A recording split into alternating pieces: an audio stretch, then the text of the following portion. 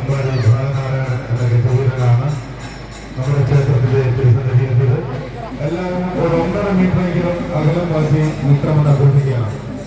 എല്ലാവരും 1.5 മീറ്റർ അകലമെങ്കിലും മാറി നിൽക്കണമെന്ന് അഭ്യർത്ഥിക്കുന്നു.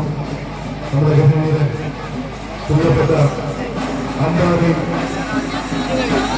ബാലനാരായണനാണ് ക്ഷേത്ര തിരുസന്നിധിയിൽ എത്തിയിരിക്കുന്നത്. സ്വാമി ശരണമയ്യപ്പ.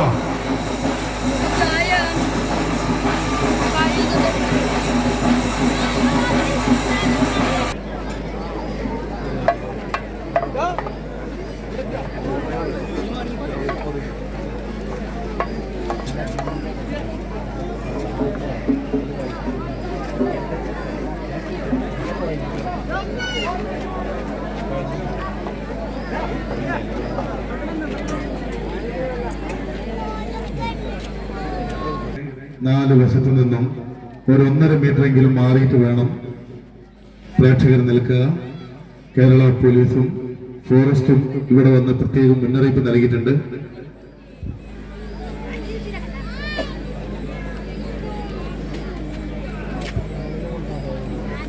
Hello testing.